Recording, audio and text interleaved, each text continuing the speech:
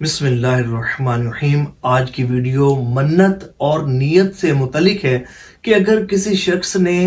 منت مانی کہ اگر میرا فلاں کام ہو گیا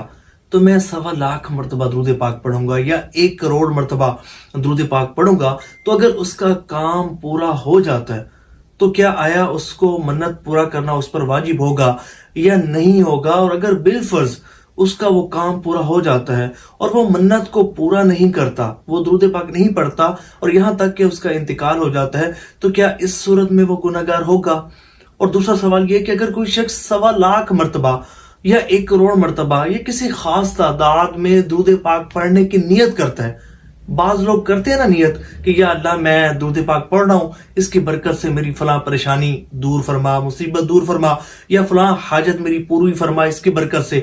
یا مختلف جو ہے وہ نیتیں کرتے ہیں۔ کوئی 1.25 مرتبہ درود پاک پڑھنے کی نیت کرتا ہے، کوئی اپنی زندگی میں 1 کروڑ مرتبہ درود پاک پڑھتا ہے۔ تو کیا اگر نیت کرنے سے بھی وہ تعداد اس بندے پر واجب ہو جاتی ہے اور اگر اس شخص کا انتقال ہو جائے تو کیا وہ اس صورت میں بھی گناہگار ہوگا؟ دیکھیں، اگر کسی شخص نے یہ نیت کی کہ میں 1.25 مرتبہ درود پاک پڑھوں گا، تو اگر کسی وجہ سے وہ 1.25 مرتبہ درود پاک نہیں پڑھ پاتا تو وہ گناہگار نہیں ہوگا، کیونکہ اس نے نیت ہی کی نا۔ لیکن اس کے لیے بہتر تو یہی تھا کہ وہ 1.25 مرتبہ درود پاک پڑھتا، لیکن اگر کسی وجہ سے یا بغیر کسی وجہ کے وہ نہیں پڑھ پایا یا نہیں پڑھنے کا ارادہ ہی نہیں کیا اس نے اور نہیں پڑھتا، تو وہ اس صورت میں گناہگار نہیں ہوگا۔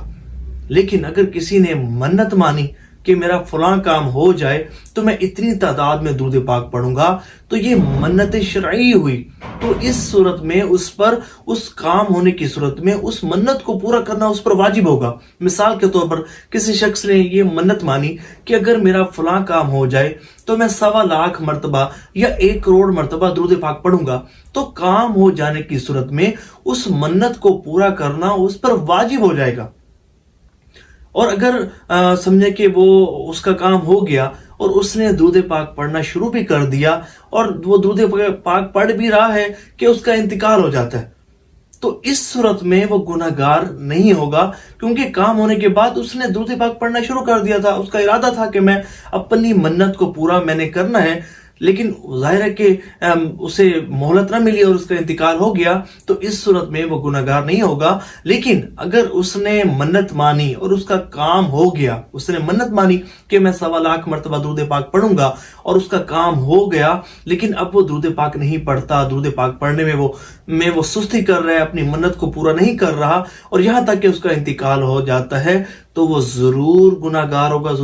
ہوگا۔ تو ایسا بالکل نہیں کرنا چاہیے، سوچ سمجھ کر منت ماننی چاہیے۔ جب منت مان چکے تو اس منت کو کام ہونے کے بعد پورا ضرور کرنا چاہیے۔ اور اگر کوئی شخص درود پاک پڑھنے کی نیت کرتا ہے تو نیت کرنے سے کوئی بھی چیز اس پر واجب نہیں ہوتی۔